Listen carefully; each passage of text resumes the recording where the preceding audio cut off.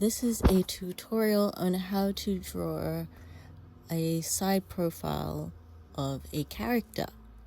So what I've done first is I prepared a front-facing drawing of one of my own original characters, so that way we have something to use as a reference. Then I'm lowering the opacity and just drawing in some guidelines in red, so that way we can simplify the detail. What we want to know is the general shape of the head, and then where the positioning of certain features are, such as the eyebrows, the eyes, the nose, the mouth, and the ears.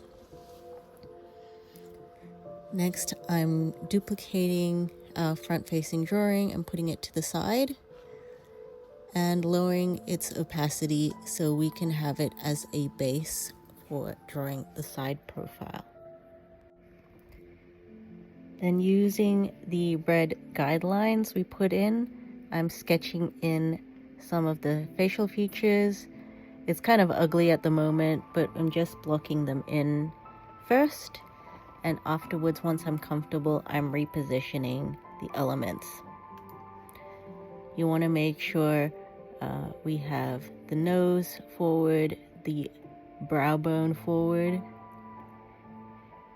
We're pulling in the lips and making sure that the chin is not too pointy, otherwise you're going to end up like a crescent moon. So just adjust it as needed until it looks a bit better.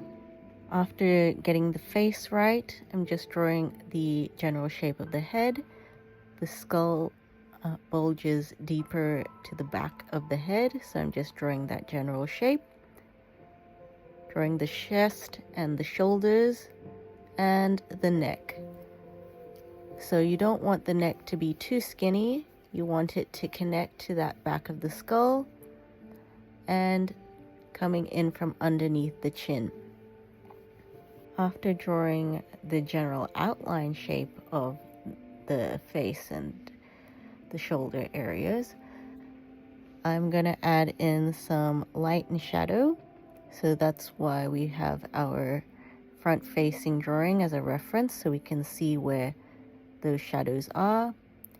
If you are using typical lighting, such as the sunlight coming from the sky or a ceiling light coming from the sky, you're gonna have highlights on top surfaces and shadows underneath those surfaces. So for example, the bridge of your nose is going to be a bit shiny as it catches the light, and underneath the nose by your cupid's bow is going to be a little bit darker. Here on this character, he's got pronounced cheekbones, so I'm adding some highlights there.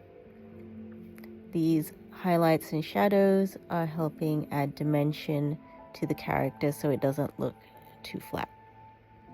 Since our character is facing the left side, that means that the left side of the face is going to be visible.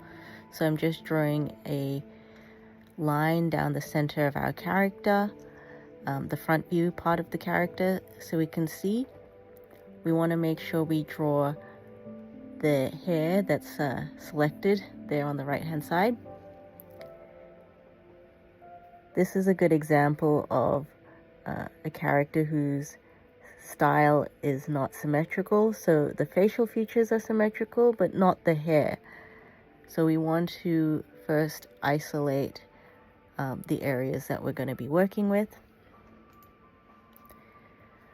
I'm using the sketch to help position the hair, just like we did with the facial features, but you don't want to depend too much and trace it, otherwise it's going to look a little bit weird. So I'm just using that first front-facing sketch as some guidance and blocking in that fringe shape.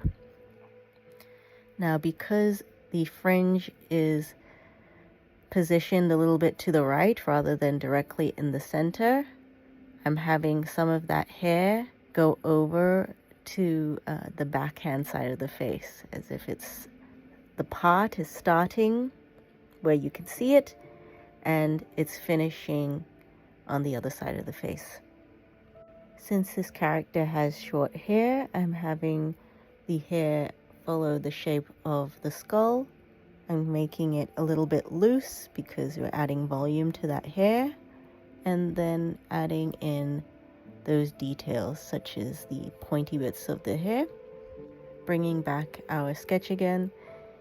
It might be tempting that you want to add a whole bunch of cool funky spikes, but the hair that's on the left hand side of the line is going to be covered by your face, so we're not going to include that.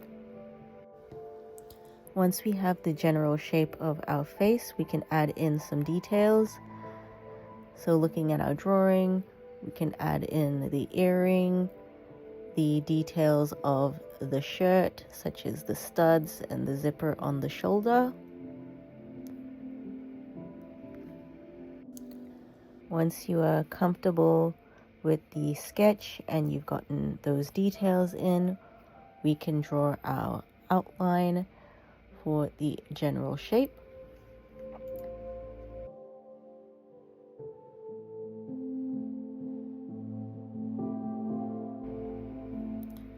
For the next step, on a different layer, I'm sketching in where the light and shadows will go. I'm using the yellow color to show you where the highlights would be, and the blue color to show where the shadows are.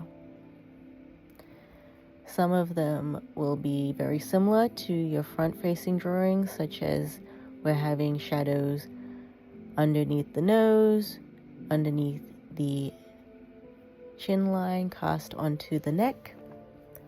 But some shadows will, and highlights, will be different. So for example, in the front-facing drawing, we couldn't see what the back of the head is. But now that we have our sideways angle, we could see that on the back of the head, there's more shadows on the back of the hair.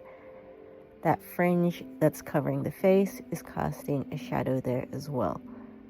So having some understanding of how light and shadow works on a form can be helpful. At this point, it's just finishing off the drawing. I'm using our front-facing drawing and using the eyedropper tool to then color in the profile drawing that we sketched out, and repositioning the sizes so you can see them side by side.